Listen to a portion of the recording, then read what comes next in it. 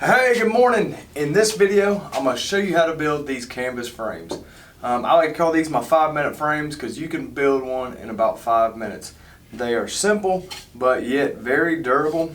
The rising cost of lumber made us go to a 1-by method, so we usually use 2-bys, but we had a bunch of scrap 1-bys laying around, and we decided to come up with this design. This design is good up to about 24 inches, so you can have about a 24 by 24 square without the lumber flexing.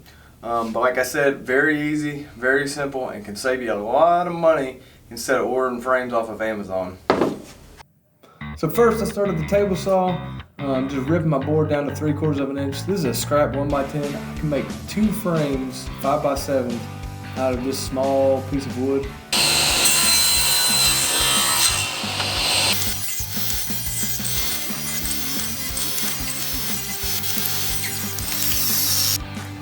So next, head over to the miter saw. You're going to be cutting your boards down to size.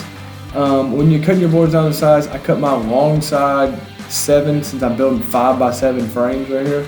And then my shorter side that's supposed to be 5, I actually have to subtract 1.5 inches on each side. So my short side would be 3.5. And I show the math of that at the end of this video.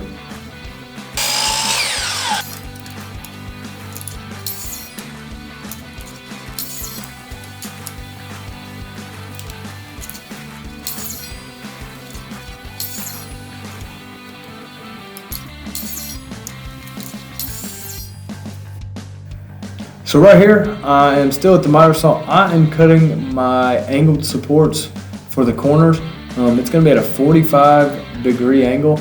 I notch the end of the board, and then I put a mark on the saw, and that way I can just slide my board over every time and just make the same cut every time. That way all the supports are the same size. After I make my first cut, I can flip the board over, and then just slide over that mark and make my next cut.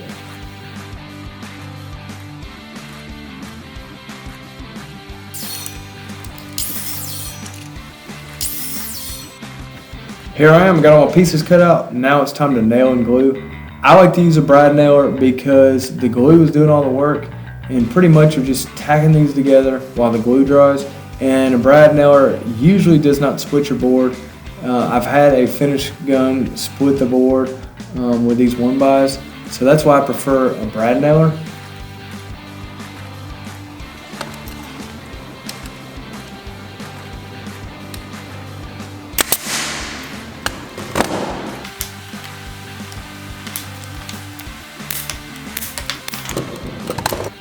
Alright, so after you got all your corners nailed, next you can attach the stapler to the air hose, and I like to staple my corners. I just feel like it holds it in there well. Make sure you glue, because at the end of the day, like I said before, the glue is doing all the work.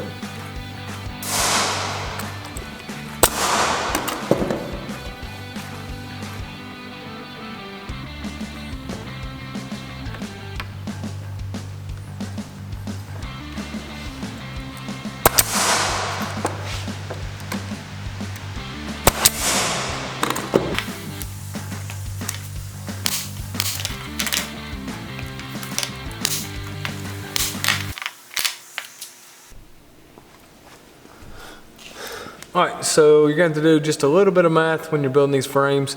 These frames, this is a 5x7, as you can see right here. Okay, you're going to cut your long sides to the length of your long sides. So I cut these 7 inches. I had to account for these for a 3/4 of an inch for each side. So I did 1.5 inches minus 5, and this side is 3.5. This is an 8x10, did the same thing, cut the long sides 10, accounted for my 3.25 on each side. So I subtracted 1.5 inches from 8, and that gave this long side, it'll be 6 inches, 6.5 inches.